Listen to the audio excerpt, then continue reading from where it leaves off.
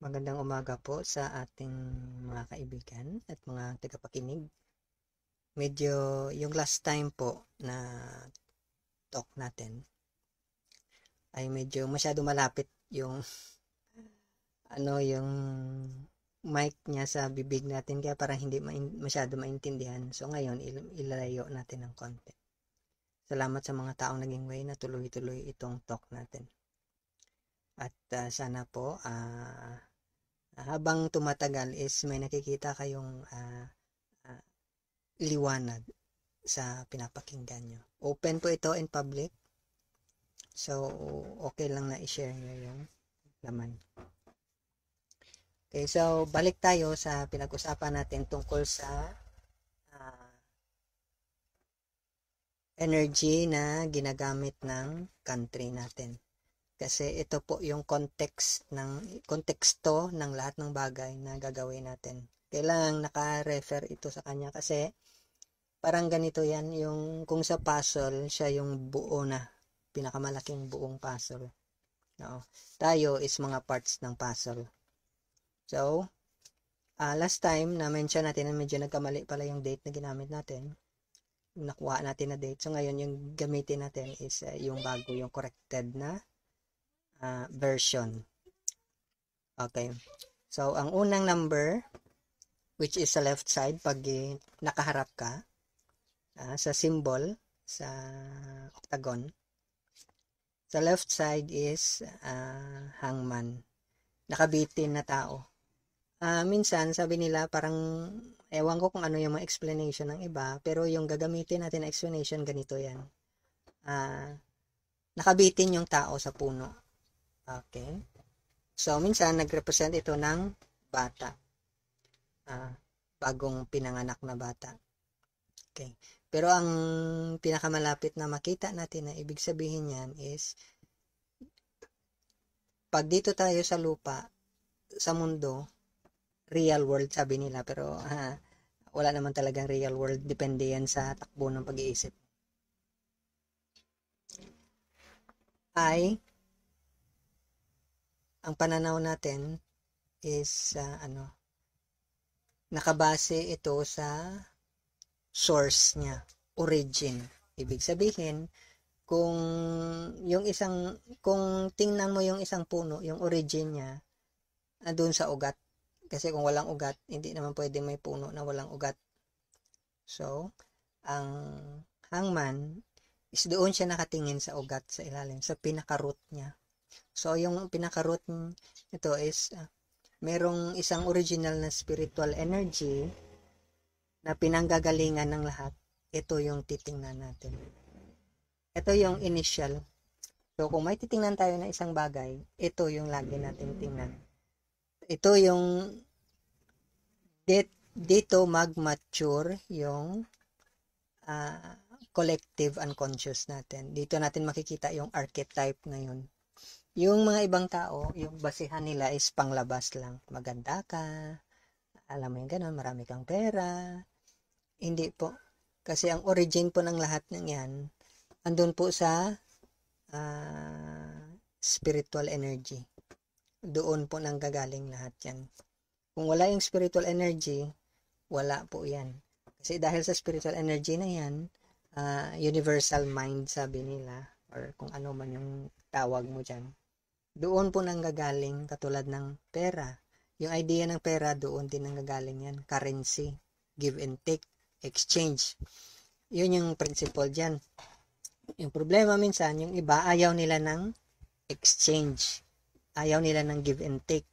So, gusto nila, kung magbibigay ka sa kanila, dapat mas marami, yung ibalik niya sa'yo, mas maliit.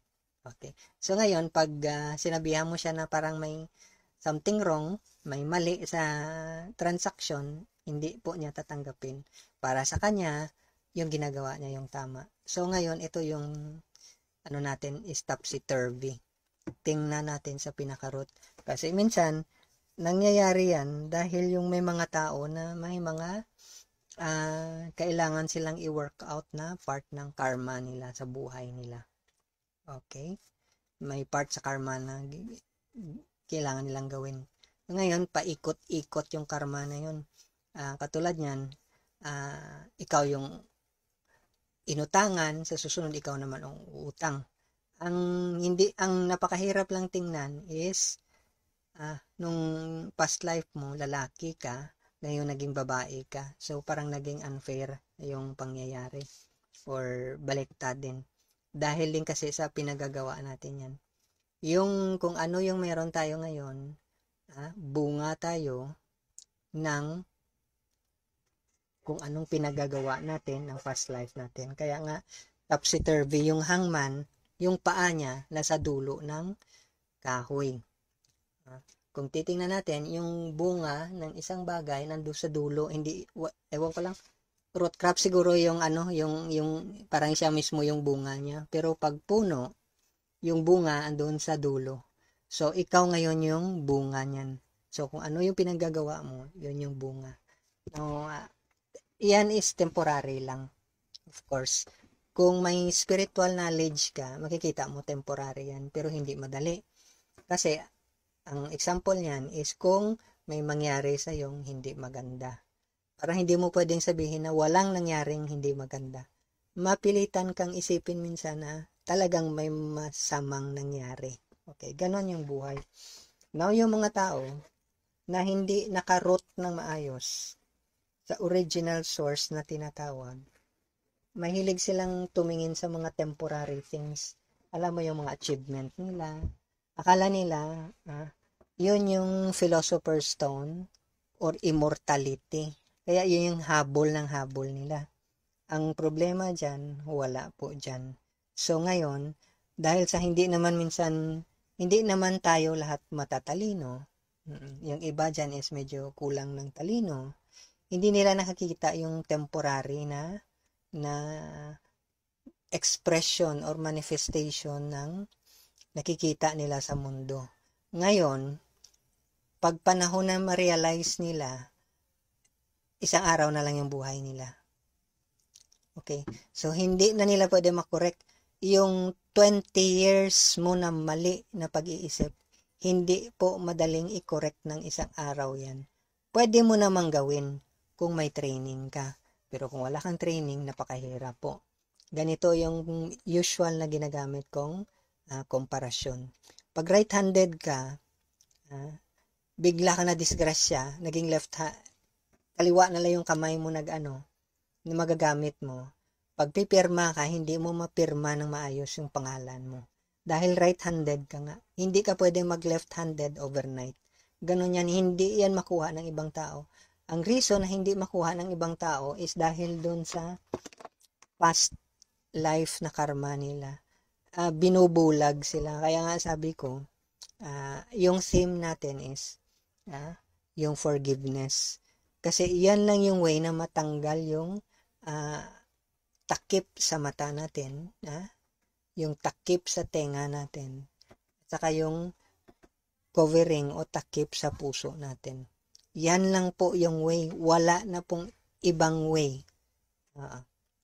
Pero kung akala mo pwede kang makipag-gamble, makipaglokohan sa kamatayan, pwede mong subukan sa ngayong lifetime. Subukan mo lang, baka mag-succeed ka.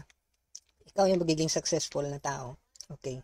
Pero para sa mga taong may mga spiritual knowledge, mahalaga sa kanila yung spiritual life nila. Hindi po nila hindi po nila matanggap na babaguhin nila yung ugali nila sa huling hantungan ng buhay nila. Yung ginagawa nila is day after day, binabago nila. Kung baga sa caterpillar, tinatanggal mo na yung covering mo kasi kailangan mo nang lumipad. Pero may mga taong ganun. Alam mo yung every time nakikita mo sila, ganun pa rin yung kwento. Common yan. Ang hindi masyado common is every time na makita mo sila, ganun pa rin yung laman ng utak nila. Okay. Every time na makita mo sila, paulit-ulit yung pinagagawa nila. Okay. Yung vision nila, yung mindset nila na napaka-pessimistic.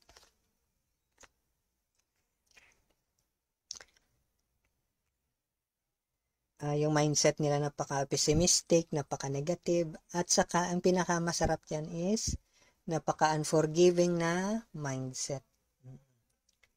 Sabihin nating may yung ibang tao may kasalanan sa'yo. Well, depende yan sa'yo. Kung gusto mong dalhin yan sa next life, pwede naman. Kaya lang, ang next life, kung ano yung dala mo, syempre, yan din yung ipabaon niya sa'yo pagbalik mo na sa pag ipinanganak ka ulit. So, yung misery mo, dala mo. Yung sadness mo, yung depression mo. Hindi yun nakuha ng iba na habang tumatanda ka, alam mo yung nagbabago yung edad mo. Nagbabago yung balat mo, pero yung thinking process mo, yung feelings mo, yung ugali mo hindi nagbago. Yun yung pinakamahirap dyan kasi pwede mong kuskusin yung balat mo para matanggal yung yung dumi. Pero yung heart ang hirap siyang kuskusin kasi walang namang tinda sa palengke na gamitin mo para kuskusin yung heart mo. Okay, yung mind mo. Pero hindi yun nakuha ng iba. Pero hindi yun dahil sa dahil sa sadyang masama sila. Dahil pinipreserve nila at saka dahil sa force din yun ng past life nila. Napakahirap nilang para yung naging product ng past life mo na isa lang yung paa mo. So, medyo mahirap nga pag sumali ka sa palaro na takbuhan kasi isa lang yung paa mo pero pwede mo namang magawa ng paraan. Okay, so yun yung first na cycle. Uulitin natin kasi habang every time na nagkukwento tayo, ini-expand natin. Okay, dinadagdagan yung kaalaman. Yan yung unang way. So, ibig sabihin, so part ng collective unconscious natin, yung approach natin sa buhay, pagising mo sa araw, pagising mo sa umaga, yung unang tingnan mo is yung topsy-turvy na world, baliktad na mundo. Hindi po ito yung mundo na dapat mong tinitingnan. Kaya nga, pag may kasalanan sa iyo yung isang tao, ano yung kailangan? 77 times mo siyang i-forgive. Pero yung ibang tao, mamamatay na lang sila, hindi sila maka-forgive. Kasi kawawa naman sila, di ba? Victim mentality. Pero gano'n naman talaga. Pero kung titingnan mo, hindi naman sila yung victim. Ginagawa silang victim ng pag-iisip nila. Kawawa naman sila.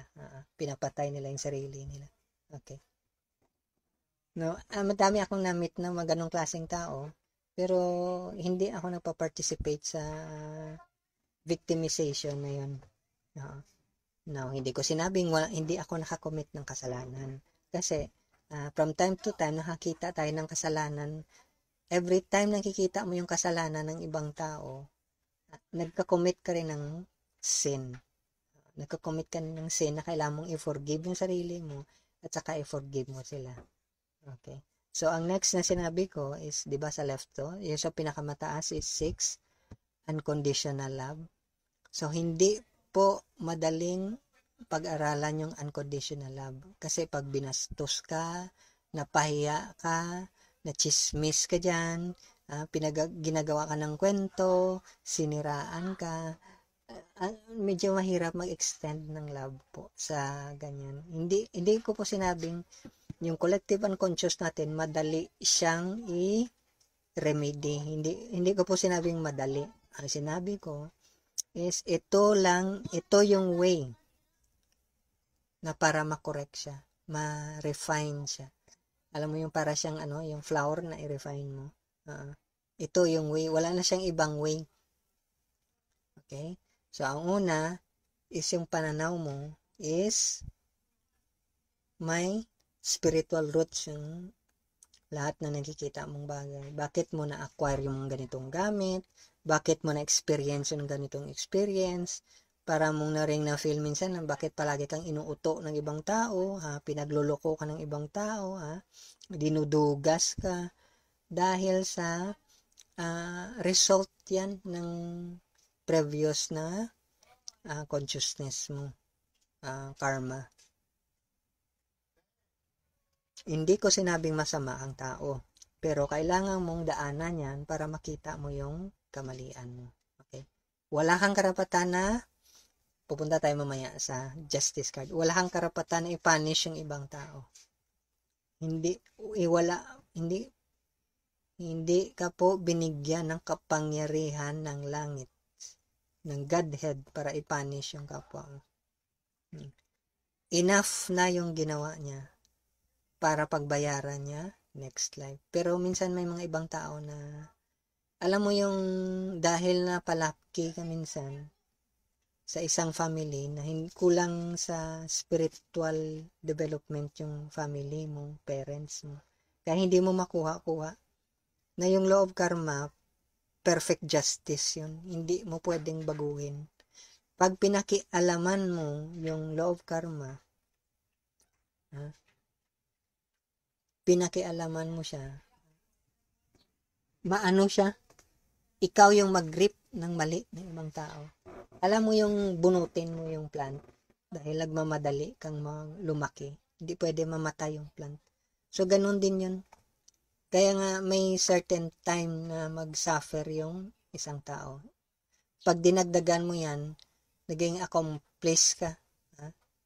Ikaw, mag-suffer din. Kaya nga hindi ka pwedeng makialam. Ganun yun. So, paano na lang yung mga mahal ko sa buhay? Kung mahal mo siya sa buhay, edi mag-extend ka ng unconditional love. Kasi yung mahal mo sa buhay, hindi naman namatayan. Hindi po binigay sa atin yung karapatan na patayin yung spirit ng isang tao. Pwede mong madampen, ibig sabihin, pwede mong i-cover yung spirit niya na minsan malagay siya sa state of ignorance. Pero hindi pa po nag-exist yung tao.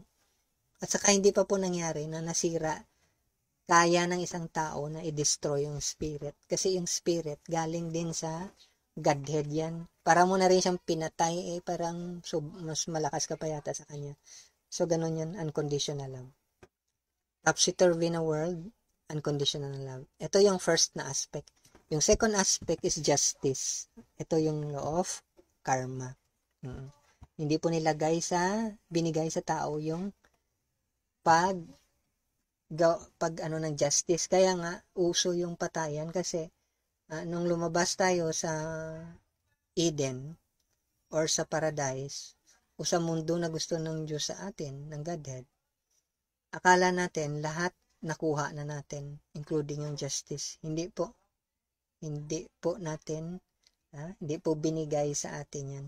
Yung binigay lang sa atin is pagbigay ng pangalan. Name things. Pero hindi yun makuha ng ibang tao kasi hindi nga sila marunong mag-name ng mga bagay. Okay. So, itong topsy-turvy at saka justice, magkasabay. So, naintindihan mo? Yung rules ng topsy-turvy na world, which doon din yung law of karma, fruit ng ginagawa mo. Doon mo makikita yung law of justice. So, ang justice ngayon is impartial ka. So, kung may ginagawa ka, ginagawa mo lang yon dahil wino-work out mo rin yung karma mo. Hindi ka papatay ng isang tao dahil pinatay niya yung members ng family mo. Hindi po yan yung law ng justice. Yung law ng justice po is kailangan mong gawin kung ano yung tama. Okay? Kasi pag tiningnan mo yung isang tao na parang demonyo, ikaw nagkaroon din ng energy ng kademonyuhan. Ngayon, hindi mo ma-establish yung justice.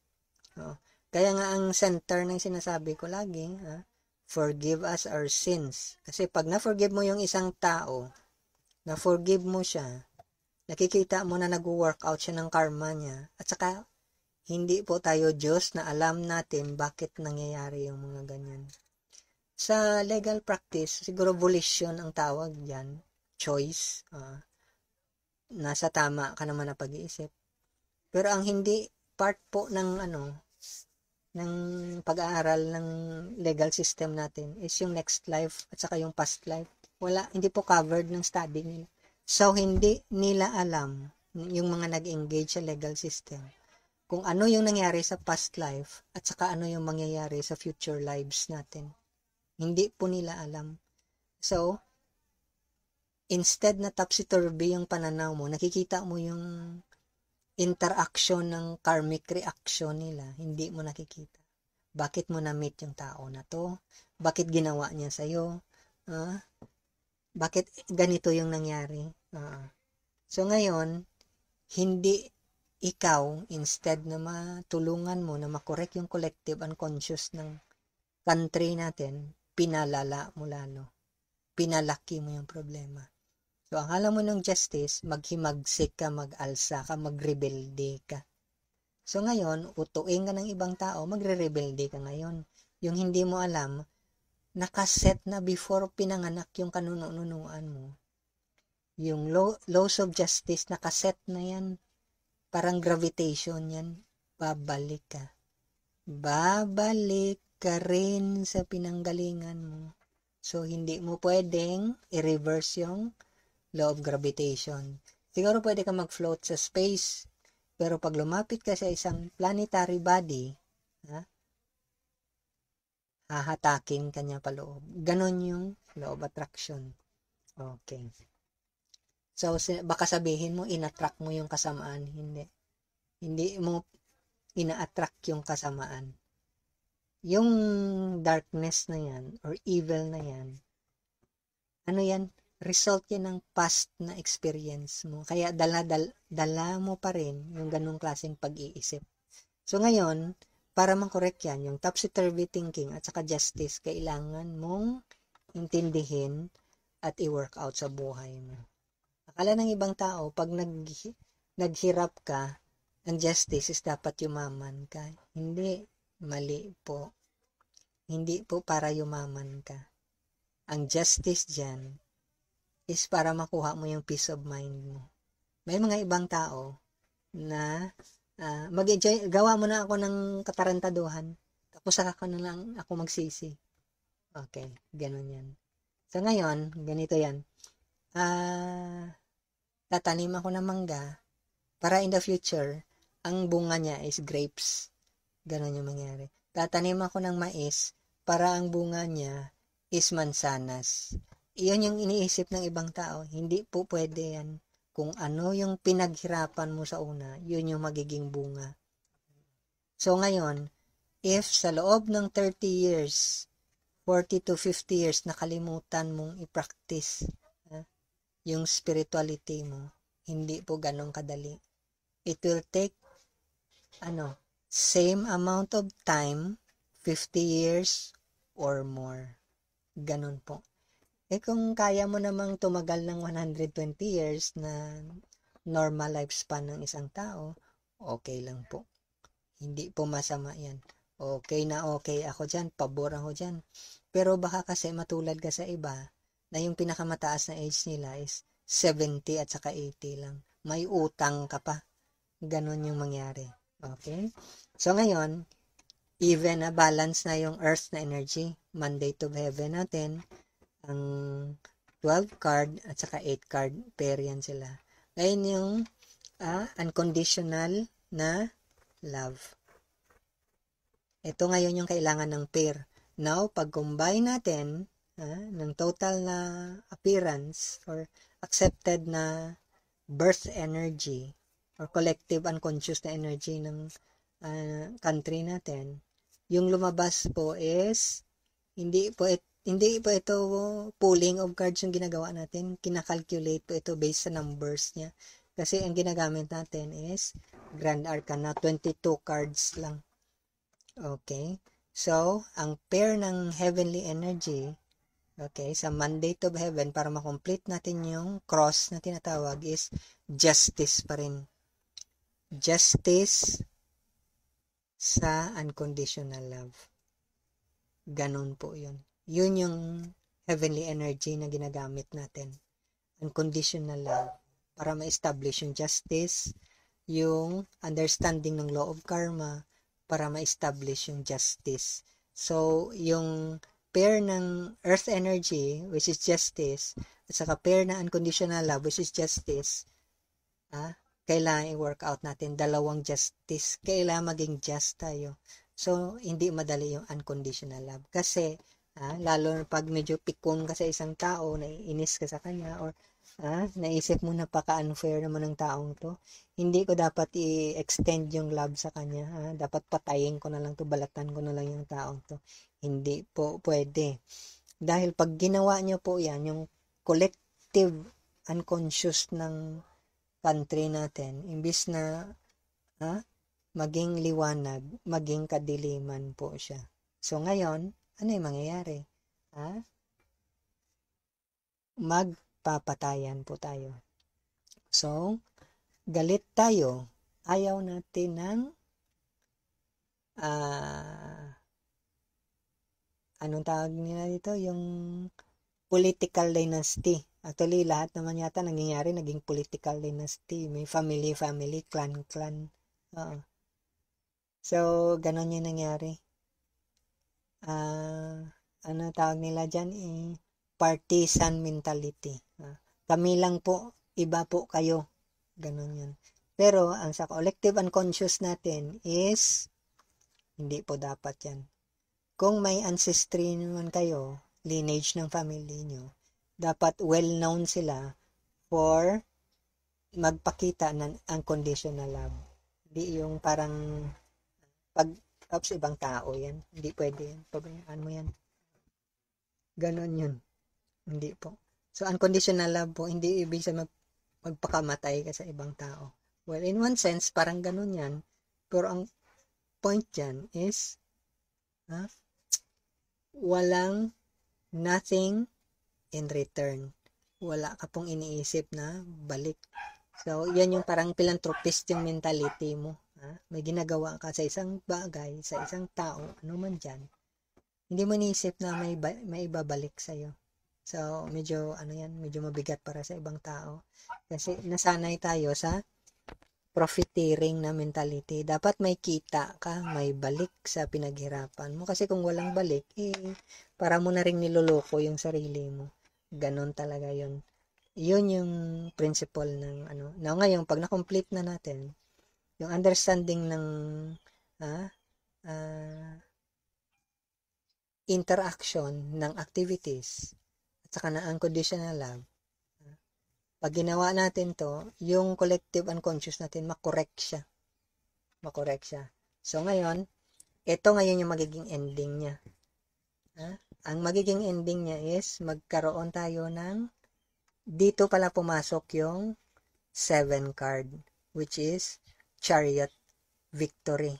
Kasi ang tao lang na naiintindihan niya paano mag-work out yung laws of karma, siya lang yung magiging victorious kasi alam niya in the future na life kung ano yung magiging outcome.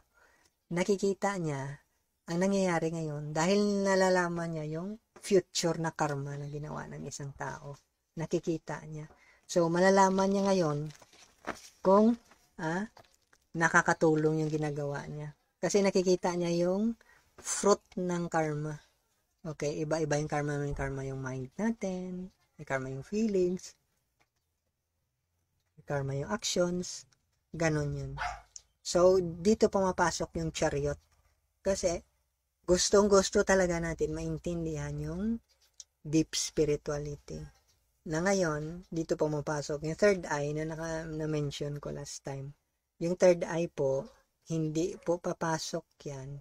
Hindi po magbubukas pag hindi mo naintindihan yung principles ng law of karma. Tapos, hindi mo mag-open yung third eye mo pag wala kang unconditional love. Yung love ng mga aso, yung love ng mga pusa, yung love ng mga leon, yung love ng mga wild animals, mga anak nila, hindi po yan yung love na sinasabi natin. Ang sinasabi natin, para lang po sa mga tao, wala kang pili. Hindi ibig sabihin na nainis ka sa isang tao, pinabugbog mo, pinapatay mo, love yan, hindi. Maghigante ka. Hindi po. The more po na na-violate natin, yung collective unconscious natin, na energy, the more po na nagiging chaotic or magulo yung country natin. So, hindi ibig sabihin na walang nagpapatayan sa neighbor mo, peaceful yung ano mo, hindi. Dahil, baka mangyari dyan, may mangyari sa'yo, pabayaan ka ng neighbor mo. Dahil sila mismo, walang peace sa sarili nila.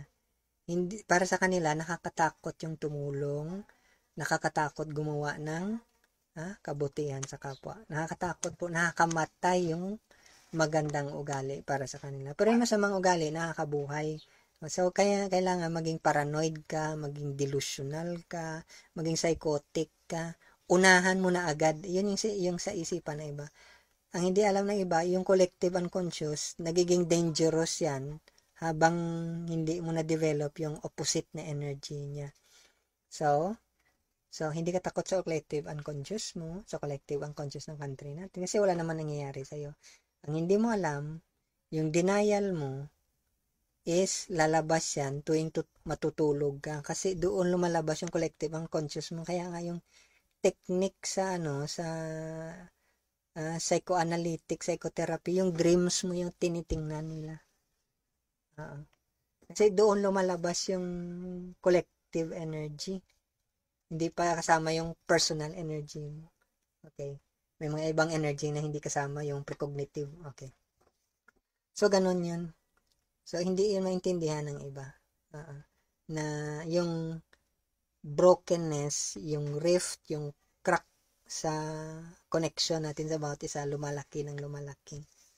Nakangiti kayo sa bawat isa, pero akali, yung hindi nyo nakikita, yung collective unconscious na mag-suffer kayo.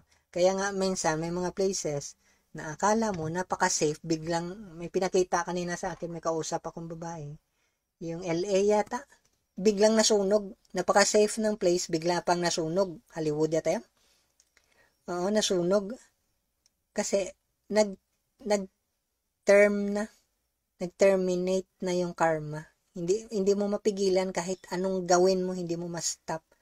Ganon yun. Yun yung lagi kong sinasabi. Minsan nagbibiro ako, hindi ma-take ng iba.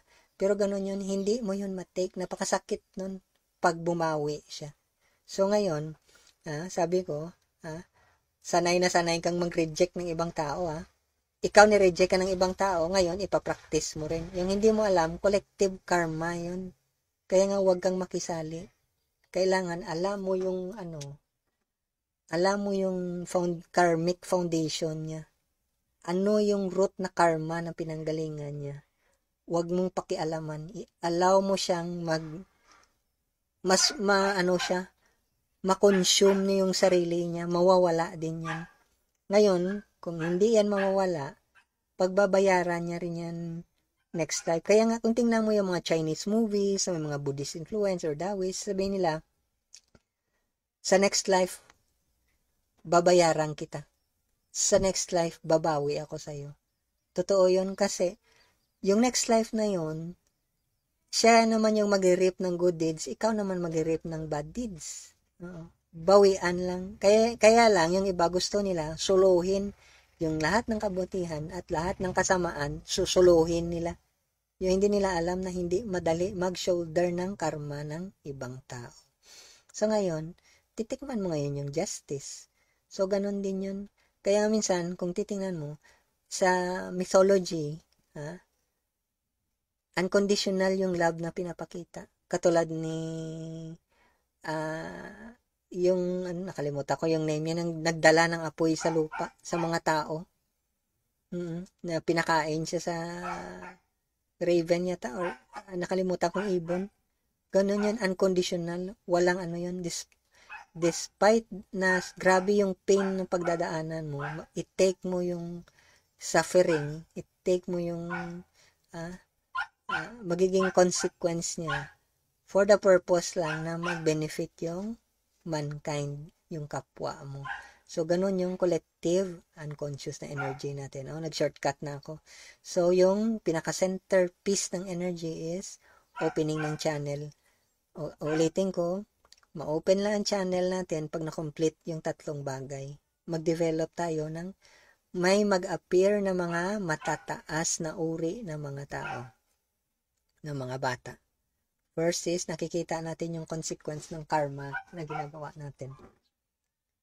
Pangalawa, unconditional yung love. Dapat sa family mismo ganun yun.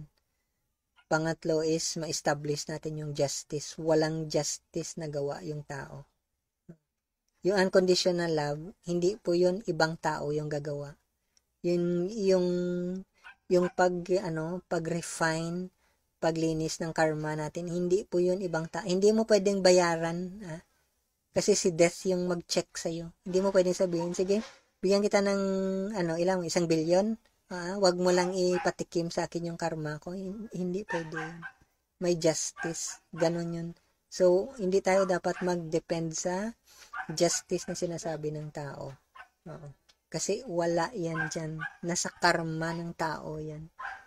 Wag po nating pangunahan yung Diyos, yung Godhead, kasi siya po nag-set niyan. What you sow is what you reap. Hanapin niya lang sa Bible po. Kung ano yung tinanim mo, yan yung magiging bunga. So, wag mong pakialaman kung ano yung tinanim ng ibang tao. Kasi pag pinakialaman mo, madadamay ka sa bunga ng ginagawa nila. Okay? At saka yung love po, dapat po nating isipin, unconditional po yan. Wala pong, no strings attached. Pero minsan hindi yun nakuha ng ibang tao. Kasi dahil sa sobrang materialistic ng tao. Okay? So, wag po nating palalain yung collective na unconscious natin. Baka po, matulad tayo sa mga ibang places na bigla na lang bumawi yung collective karma nila at saka may mga nangyayaring hindi mapigilan.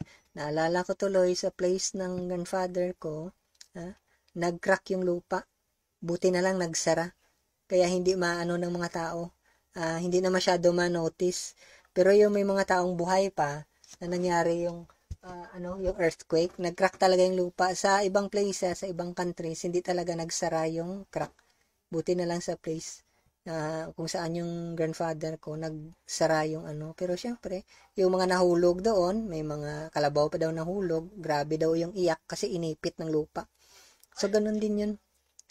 Huwag po nating antayin lumala. Kasi, kahit ano man yung religion mo, kahit ano man yung affiliation mo, kahit saan ka man nakapagtrabaho, pag mag-fructify na, babawi na yung karma, babawi ng karma, wala pong talented na taong pwedeng pumigil niyan. Okay. So, ulitin ko, yung numbers na ginagamit sa collective unconscious natin is 12. Ang pair niya is 8. Yung isa, sa earth energy yan. Yung sa heavenly energy, 6. At saka, 8. Yan yung pair ng heavenly energy. At saka yung combination dalawang energy is, ng heaven at saka earth is yung chariot. Yun yung pinaka-focus natin. Kaya mahilig tayo sa metaphysical or mystical teachings. Pero yung dyan is, yung tatlong bagay pala na to is kailangan natin ma-comply para mag-open yung chariot na card. Ibig sabihin, naintindihan mo paano mag-workout talaga yung karma, nag-grasp mo, naintindihan mo, na pag nagtanim ka ng para kang gardener, horticulturist, pag nagtanim ka ng ganito, alam mo yung oras ng pagkain niya, gano'n siya tagal lumaki, ano yung magiging bunga niya. Ganon yung mastery natin dapat. Yung isa is unconditional love. Wala po tayong pili. Ginagawa lang po natin yung duty natin. Ganon yun. Ang isa is justice. Okay? May nakaset na rules yung spiritual world. Kasama spiritual world. Hindi po natin pwedeng baguhin yan. Pwede nating ma-defer o ma-deflect yung energy na yun temporarily. Katulad sa gravitation, pag lumabas ka na sa planet natin, pwede mong pero hindi yon. May time talaga na mag-operate yung laws of nature. Ganon yan. So, katulad yan, gusto mo doon ka lang sa space, hindi naman pwedeng forever sa space ka. Saan ka kuha ng pagkain mo? Doon ka na lang mag-farming. Ganon yung mangyayari. Ganon. Ikaw lang mag-isa doon. Ganon yung mangyayari. So, ang last is chariot card. Ito yung nabasa ko una, pero mali pala sa center pala. Iyon yung pinaka-core. So, yung pag-seek natin ng spiritual practices, mystical practice, mga spiritual or mystical experiences na nakikita natin sa buong bansa natin, is reminder yon ng chariot card. Pero ang before niya mag-open yan, ng totoong opening ng energy niya, is dapat alam natin yung apat na energy. Yung 12, 6, at saka 8. Okay. May iba pang energy ito, susunod na natin basahin. So, thank you mga kaibigan sa mga interested. Again, ulitin ko, ang unforgiving na heart po, barrier po para maintindihan natin yung pinag-uusapan natin. Kasi kung may barrier ka, magiging bingi ka kahit anong sasabihin mo, paulit-ulit yung sasabihin mo. Alam mo yung narinig mo na yung sinasabi kung law of karma, tapos hindi ka pa marunong mag-forgive. Hindi ka marunong extend ng self mo unconditionally. Hindi ko sinabing gagawa ka ng masama para sa ibang tao. Kasi may karma din yun. Yung sinasabi ko is, hindi mo naintindihan paano mag-operate yung mga rules dahil may covering yung heart mo, yung mind mo, mata mo, tenga mo. So, hindi mo alam na may karmic activity yan at saka kailangan mong mag-forgive. Forgive. Lahat ng taong naalala mo may kasalanan ka o may kasalanan sa'yo, i-forgive mo na agad. Kasi yung purity ng heart po is kailangan po yan para maintindihan yung teachings na to. Yung sinasabi ko, yun yung qualification. So, wala na po tayong babae o wala nang hadlang sa mga lalaki. Ang ano lang is, kailangan makorek mo lang yung sarili mo. Kasi kung hindi mo makorek yung sarili mo, maging part ka ng matrix na sinasabi nila, suffering na product ng collective unconscious natin. So, wala kang sisisihin kasi may choice ka. Okay? Thank you sa time nyo. Sa susunod naman, I hope so may napulot kayo. Thank you and bye-bye.